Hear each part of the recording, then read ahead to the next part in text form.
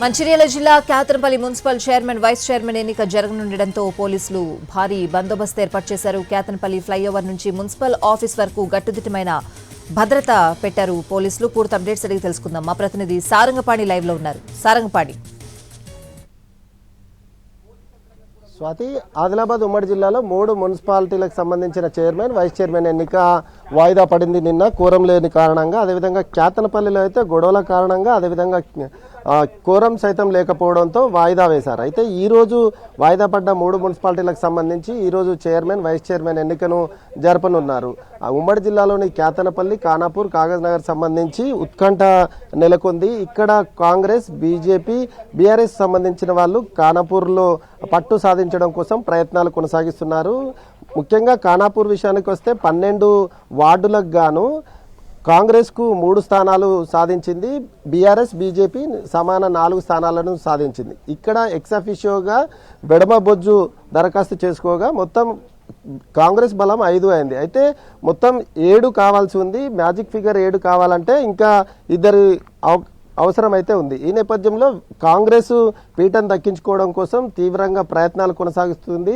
పీఠం తమదే అంటూ ప్రకటించారు సైతం. కానీ ఇప్పుడు వచ్చి చేతులు లేపేంత వరకు ఒక ఉత్కంఠ కొనసాగుతుంది. అయితే బీజేపీ, బీఆర్ఎస్ సంబంధించిన వాళ్ళు 4 స్థానాల్లో ఉండగా వాళ్ళు ఎవరికి మద్దతు ఇస్తే వారే చైర్మన్ పీఠంపై జెండా ఎగరవేసే అవకాశం ఉంటుంది. అయితే ఈ అనైతిక పొత్తులు చిత్ర విచిత్రాలు జరుగుతున్న నేపథ్యంలో బీజేపీ కాంగ్రెస్కు మద్దతు ఇస్తుందా లేదా బీజేపీ బీఆర్ఎస్కు మద్దతు ఇస్తుందా అనే ఉత్కంఠ కొనసాగుతుంది. అక్కడి విషయం ఆ విధంగా ఉంటే కేతనపల్లి విషయానికి వస్తే ఇక్కడ సిపిఐ, బీఆర్ఎస్ కలిసి పోటీ చేసేది.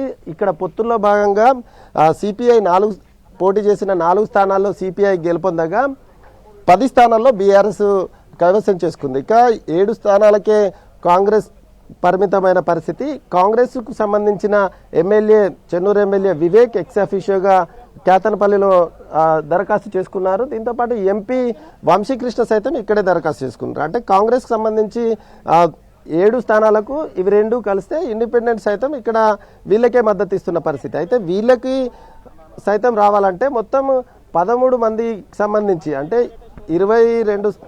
13 మంది మ్యాజిక్ ఫిగర్ కావాలి. 13 మంది కావాలంటే సిపిఐ మద్దతు ఎవరికి ఇస్తే వాళ్ళు మాత్రమే ఇక్కడ పీఠంపై కూర్చుంటారు. అయితే సిపిఐ, బీఆర్ఎస్ పొత్తులో భాగంగా పోటీ చేశారు కనుక బీఆర్ఎస్ వైపే సిపిఐ ఉంటుందనేది బీఆర్ఎస్ నేతలు చెప్తున్నారు. ఈ నేపథ్యంలో ఎవరు ఈ పీఠాన్ని కైవసం చేసుకుంటారు? బీఆర్ఎస్ ప్రతిష్టాత్మకంగా తీసుకోగా అదే స్థాయిలో మంత్రి వివేక్ సైతం కేతనపల్లిపై జెండా ఎగరవేయడమే లక్ష్యంగా పావులు కదుపుతున్నారు. అయితే దీంతో పాటు కాగజ్ నగర్ విషయానికి వస్తే కాగజ్ నగర్లో సైతం బీఆర్ఎస్ అదేవిధంగా కాంగ్రెస్ పోటాపోటీగా గెలుపుపై దృష్టి సారించిన పరిస్థితి. ఈ నేపథ్యంలో అక్కడ పోలీసులు 2 జిల్లాలకు సంబంధించిన ఎస్పీలు ఇప్పటికే కాగజ్ నగర్కు చేరుకున్నారు. ఆదిలాబాద్ జిల్లా ఎస్పీ ఆదిలాబాద్ అదేవిధంగా కొమరంభీం జిల్లాకు సంబంధించిన ఎస్పీ అక్కడికి ఉన్న పరిస్థితి.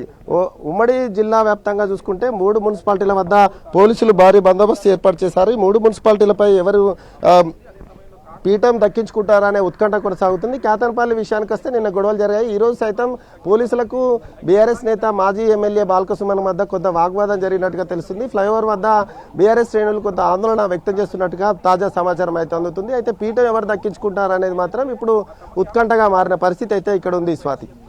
Right Sarangapani, thanks for the updates.